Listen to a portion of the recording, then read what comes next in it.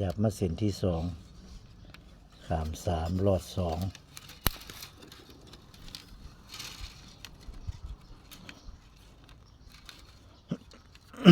มาเป็นเส้นกลางเดินอีกก้าวนึงเส้นเดียวนั่นแหละเส้นเก้านะเดินก้าวที่สองขามสามรอดสองมาเป็นเส้นหนาเป็นเส้นหนาเอากับปล่อยไว้ซะก่อน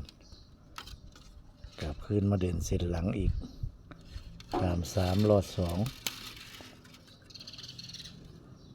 ขามสามรอดสองปึ๊บมาเป็นเส้นกลางขามสามรอดสองมาอีกรอบหนึ่งก้าวหนึ่งมาเป็นเส้นหนาคือเป็นเส้นหนาปล่อยไว้กลับขึ้นมาเดินเส้นหลังอีกขามสามรอดสอง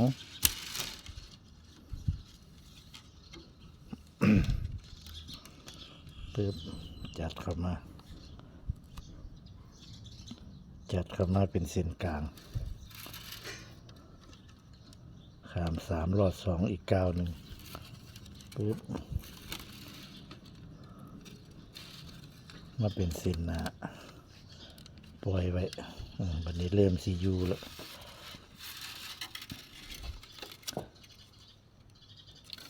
กลับขึ้นมาเดินเส้นหลังอีกขามสามรอดสองอีกปึ๊บตกลงมาเป็นเส้นกลางนี่เส้นนี้นี่ขามสามรอดสองอีกทีนึงจิบเป็นเส้นหนาสุดปล่อยไว้เดินครบเบิดถึง5 เส้นละเดินครบเบิดถึง5 เส้นละ บัดนี้ปล่อยได้สบายบัดนี้วันนี้กลับขึ้นมาเส้นหลังอีกจับเส้นหลังตลอดเลยพี่น้องขามสามรอดสอง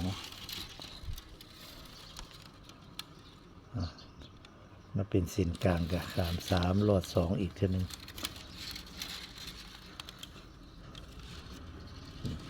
กลับขึ้นมาเดินเส้นหลังอีกขามสามรอดสอง ขึ้นมาเป็นขามสามรอดสองอีกมาเป็นเส้นหนา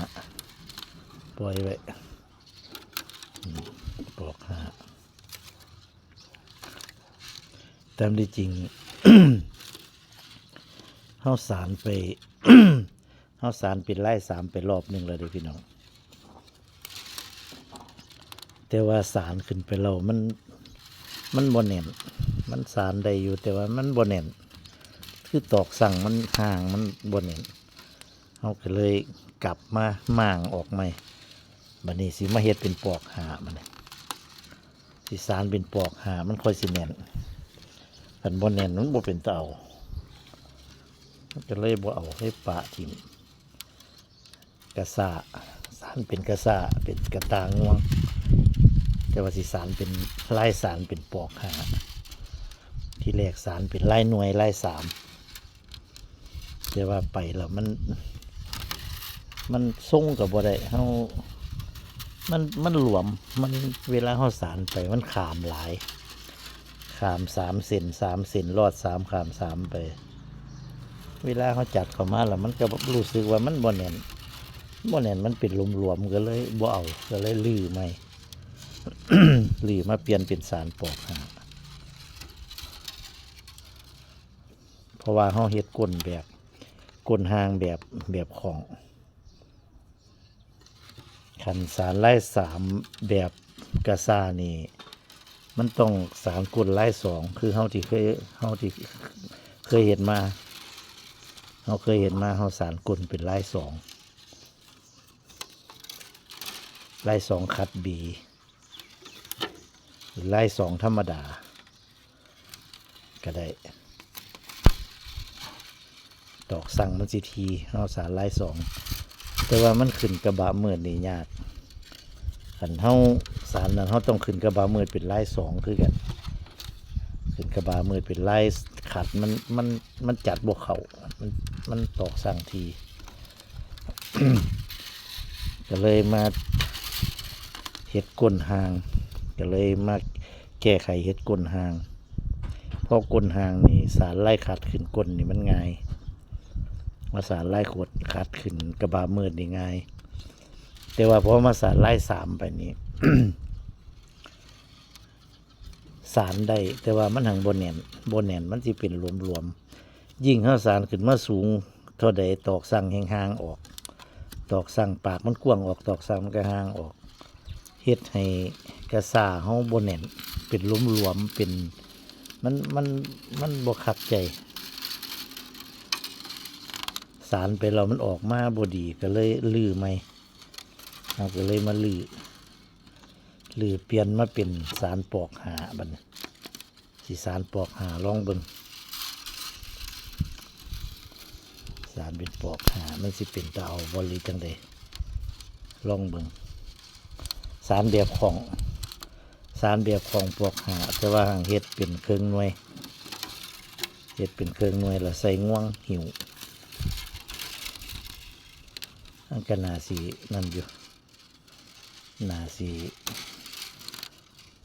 แน่นดีแล้วก็สิเป็นตะเบิงอยู่เบิ่งทรง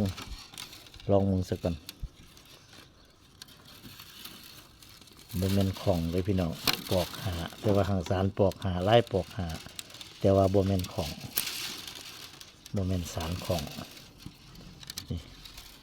ตอกสั่งมันบ่สวยแล้วก็ตอกสั่งสั้นๆเป็นสารกระตาสกะซ่หิวไปวัดไปว่าซื่อนี่แหละไปจังหันไปวัดซื่อนี่แหละไปตลาดซื้อสิ่งซื้อของ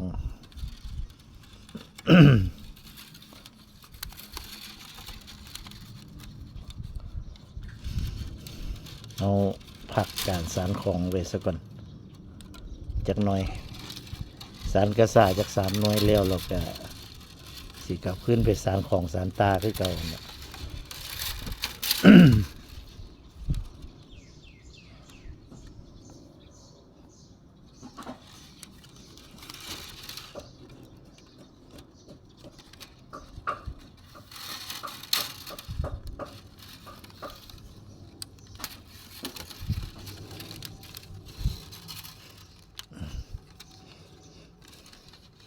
มันบนนั้นก็เลยโบ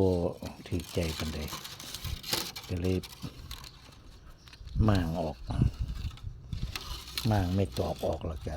มาสารใหม่สารตอกหากระขาม3 รอด 2นี่แหละ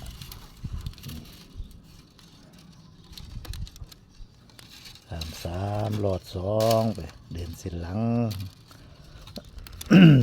3 รอด 2มาเป็นเส้นกลาง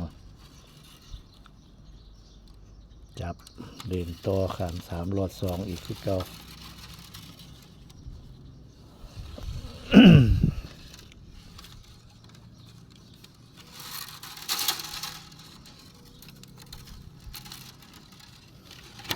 ทดลองไปหลายๆอย่าง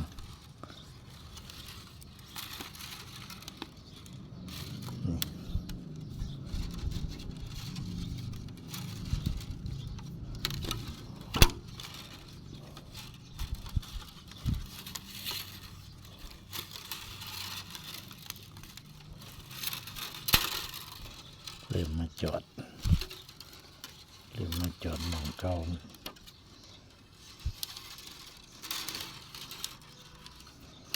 พี่น้องติดตาม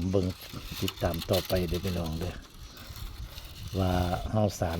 กระซาเป็นลายปอกหา บัดแล้วเรามันจะเป็นตะเบิงบ่เคยสารจักเทื่อลายปอกหาเคยอันสำหรับเฮ็ดกระซาเคยสารแต่เป็นของแต่ว่ากระซ่านี่เคยสารตั้งแต่ลาย3แต่ว่าเคยเฮ็ดตั้งแต่ก้นเป็นลาย2ก้นทีแต่ว่านี่พอไม่เฮ็ดก้นหางเรามาสารลาย3มันบ่เป็นตาก็เลยเปลี่ยน ม่างลือเฮ็ดใหม่ อะไรคะ สารข้องครับเอาสารกระตาครับ อยู่ข้างในบ่จะบ่บู ครับผมเพิ่นอยู่ในเราไปหาเพิ่น ไป เลย เห็นหอมแดงกันกินกันป่านนี่คุณบ่บ้านหลังเนี่ย อืม โอ้กินหอมดีเนาะ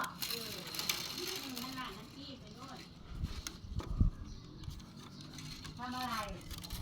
พอมันสารมาจอดกันแล้วเขาก็ แค่ สไตล์มันปอกหามันก็ต้องทิ่มช่วงให้มันห่างเป็นช่องขึ้นคือเก่าเอาสำหรับคลิปนี้ใครเบิ่งสำนีสักก่อนคลิปต่อไปก็ติดตามลุ้นเบิ่งเด้อพี่น้องเด้อมันสิเป็นจังไดสวัสดีครับ